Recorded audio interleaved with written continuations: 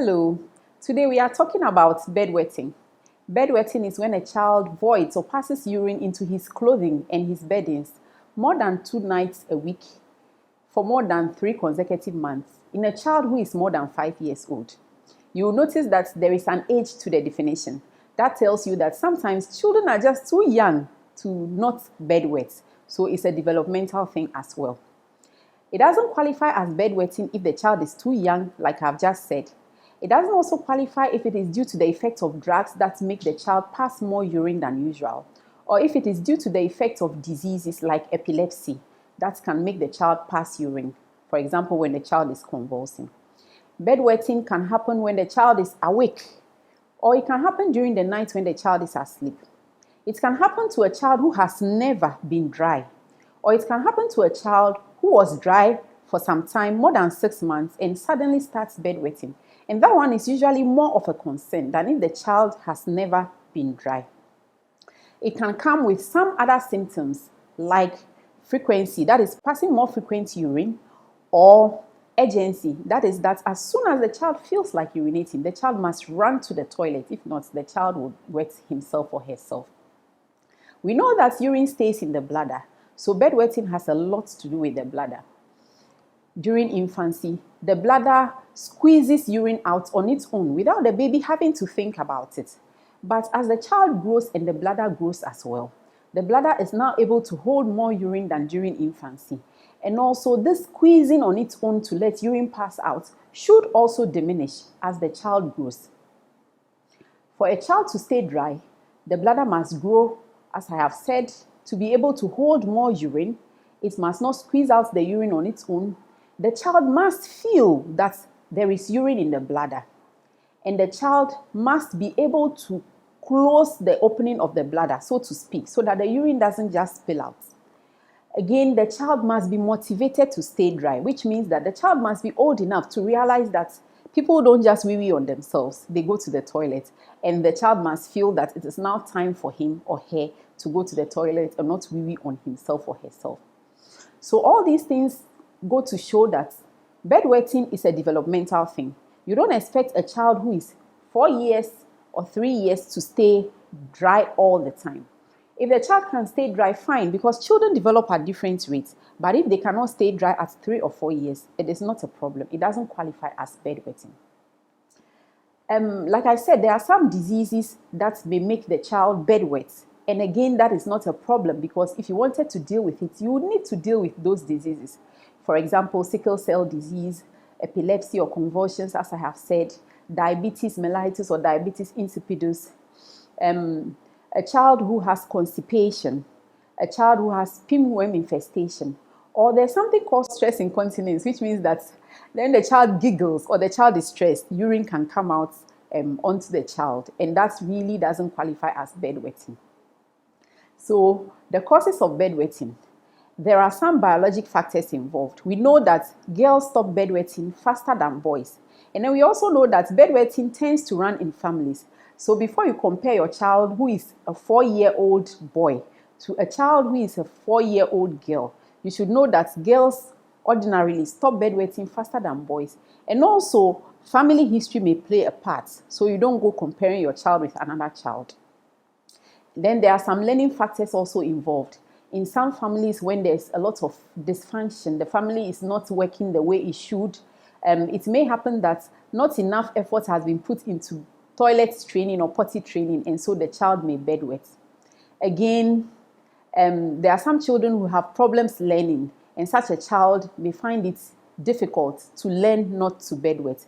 Then there are emotional factors as well involved. When we talk about emotional factors, we are talking about school trauma. Maybe the child has been asked to repeat a class, or the child has been severely beaten in school. We are talking about divorce or separation in the family, a father or parent who has been imprisoned. We are talking about hospitalization of a loved adult, or the child himself or herself being hospitalized. And then, especially for the girls, if there's a girl who was dry and all of a sudden starts bedwetting, especially during the day, that could signify sexual abuse, and so that is also something to watch for. When it comes to treatments, like I have already said, when the bedwetting is due to certain things like diseases, that is what you need to tackle.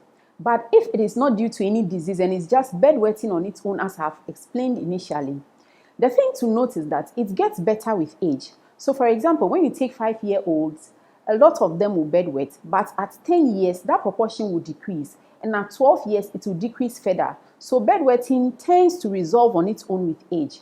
However, there are some reasons that you may want to treat it. For instance, when a child continues to bedwet, it may lead to conflict in the family.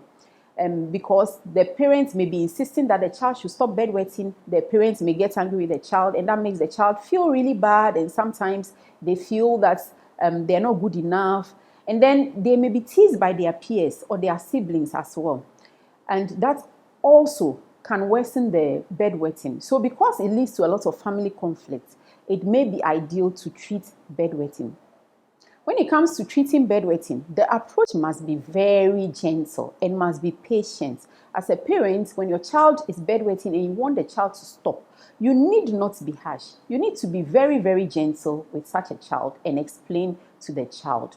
So the first thing you should do is that you should explain to the child why he or she needs to stay dry and get a child to buy into the idea, because when the child is motivated to stop bedwetting, that is when it is likely that the child will stop bedwetting. And then you should encourage the child to void or pass urine frequently during the day. You remember that I mentioned that constipation may also contribute to bedwetting. So again, you should try to let the child move the bowel at least once a day. I've already done a video on constipation. You can check that one out to see the things you can do to avoid constipation in your child.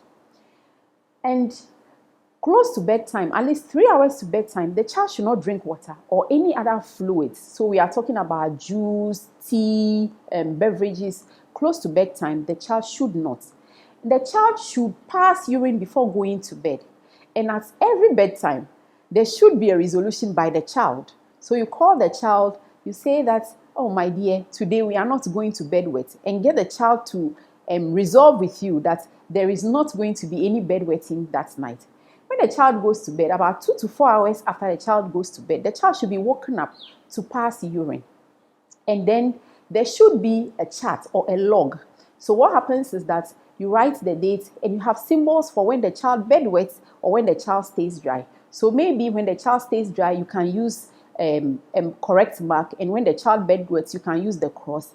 And then when the child has had a dry day, you would give the child some incentive. You can offer praise, or you can give the child a toy or something to just appreciate that the child has stayed dry, and that will motivate the child to stay dry.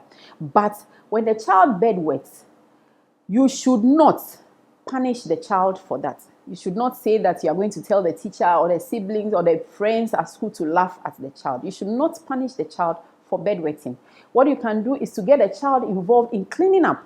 So the child should help you to clean his or her clothing and then the beddings as well. There should not be any punishment for bedwetting. If all these do not work, then you can resort to urine alarm systems. So there are some alarms. You put the sensor in the child's undergarment when the child is going to sleep. And then as soon as the child begins to pass urine, the moisture is sensed and then the alarm goes off. It might say something like time to use the toilet or something like that. Then the child wakes up, holds the urine and goes to wee-wee and goes back to sleep. So you can resort to that. But you need to know that it doesn't work immediately. It's not a matter of weeks. It's a matter of months. And then when you discontinue and the child begins to bedwet, you start all over again. If that still doesn't work, there are drugs that can help the child. So that means that the child should be seen in hospital. The first reason for the child to be seen in hospital is that I said there are some diseases that can just present like bedwetting. So it's good to have the child seen in hospital so that those ones can be cleared out of the way. And then you can just focus on training the child not to bedwet. I hope that I have explained bedwetting. I have taught you some strategies that you can use for your child at home. And I hope that you have also learned that we should not shame our children when they bedwet. If you have any questions or comments, leave them. We'll definitely get to them for you. Have you visited our blog, babychildandco.com? You should do that. There are so many articles for you. You can also join our parenting club. I hope you have subscribed. If you have, thank you. If not, please subscribe so that you can get a lot more videos like this one, and click on the notification button so that as soon as we upload a video, you get to know about it. Thank you.